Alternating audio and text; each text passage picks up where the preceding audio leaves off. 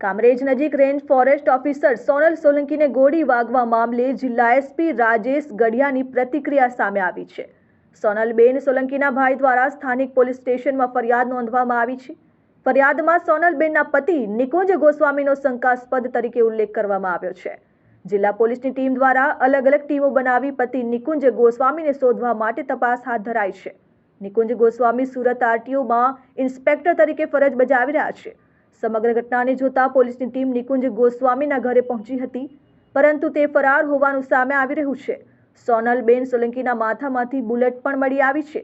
એફએસએલની team દ્વારા તપાસ કરવામાં આવી રહી છે। જો કે ઘટનાક્રમ સમયે બાળક પણ સોનલબેનની સાથે હતું અને બાળકની પણ પોલીસ દ્વારા પૂછપરછ કરવામાં આવી રહી છે।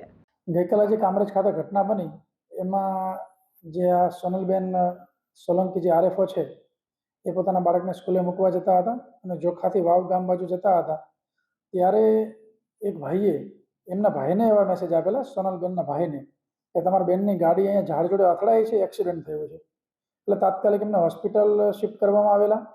પછી જે પ્રાથમિક દ્રષ્ટિએ જે કામરેજ શિફ્ટ કર્યા હતા ત્યારબાદ બીજી જગ્યાએ શિફ્ટ કરવામાં આવેલા અને શિફ્ટ કર્યા બાદ જ્યારે ડૉક્ટર ડિટેલમાં સર્જરીનું જ્યારે પ્લાનિંગ કરી રહ્યા હતા ત્યારે ડૉક્ટરને ધ્યાને આવ્યું કે મગજની અંદર બુલેટ છે અને પોલીસને શરૂઆતમાં એક્સિડન્ટની જ વાત હતી અને પરિવારજનોને પણ એવું હતું, પરંતુ આ ઘટનાની જાણ થતાં તાત્કાલિક એફએસએલ અધિકારીઓની ટીમ, અમારી એલસીબી એસઓજી ટીમ, ડીવાયએસપી, હું અમે તમામ લોકો ઘટના સ્થળે પહોંચેલા।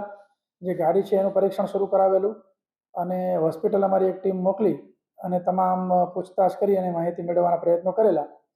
ત્યારબાદ આ જે વિક્ટિમ છે બેન, એમના ભાઈ જે છે એમણે ગઈકાલે રાત્રે કામરેજ પોલીસ સ્ટેશન ખાતે attempt two murder, arms act અને એટ્રોસિટી મુજબની ફરિયાદ દાખલ કરાવેલ છે અને એની અંદર એમને શંકાસ્પદ વ્યક્તિ તરીકે જે બેનના પતિ છે નિકુંજ ગોસ્વામી, જે આરટીઓ ઇન્સ્પેક્ટર તરીકે સુરત ખાતે ફરજ બજાવે છે, એમનું શંકાસ્પદ વ્યક્તિ તરીકે નામ લખાવેલું છે। હાલ અમારી આ જે શંકાસ્પદ વ્યક્તિ આરટીઓ ઇન્સ્પેક્ટર છે એની શોધખોળ ચાલુ છે અને અમે એફએસએલની મદદ લઈ અન્ય એંગલથી પણ તપાસ કરી રહ્યા છીએ, ટેકનિકલ ઇનપુટ્સ મેળવી રહ્યા છીએ અને જલ્દીમાં જલ્દી ગુનો ડિટેક્ટ કરી અને આરોપીને પકડવામાં આવે એ પ્રકારના અમારા પ્રયત્નો ચાલુ છે। એમાં ગઈ 3 તારીખે આ બાબતે એક ગુનો દાખલ કરવામાં આવેલો છે। એમાં બેનની જે વેગનાર ગાડી છે એની અંદર બેનને એક જીપીએસ મળેલું અને પોલીસ સ્ટેશનનો સંપર્ક કરતા પોલીસે ગુનો નોંધેલો છે બીએનએસ કલમ 78 મુજબ, મતલબ સ્ટોકિંગ, પીછો કરવો એ મુજબનો ગુનો નોંધેલો છે અને એની અંદર જે જીપીએસ છે એની માહિતી મેળવવા માટે સંલગ્ન એજન્સીને જે તપાસ કરનાર અધિકારી છે એમણે ઈમેલ કરી અને માહિતી મેળવેલ છે, મતલબ મેળવવાના પ્રયત્નો કરેલ છે અને હજી સુધી કંપની દ્વારા માહિતી આપવામાં આવેલી નથી। એટલે કંપનીના જે નોડલ ઓફિસર છે એની સાથે અમારા અત્યારે સિનિયર અધિકારીઓ ડાયરેક્ટ સંપર્ક કરી અને તાત્કાલિક માહિતી મેળવવાના પ્રયત્નો કરી રહ્યા છે। ના, અત્યાર સુધી નથી મળી આવેલા। ગઈકાલે એમના રેસિડેન્સ ઉપર પણ અમારી ટીમ મોકલવામાં આવી હતી, એટલે ગઈકાલથી એ છે નહીં, એટલે કોઈ પણ ભોગે એમને શરૂઆતમાં હસ્તગત કરી અને ડિટેલ ઇન્ટ્રોગેશન કરવામાં આવશે, ત્યારબાદ સાચી ખબર પડશે કે વાસ્તવિક રીતે ઘટના શું બની છે અને અન્ય એંગલથી પણ અમે તપાસ કરી રહ્યા છીએ।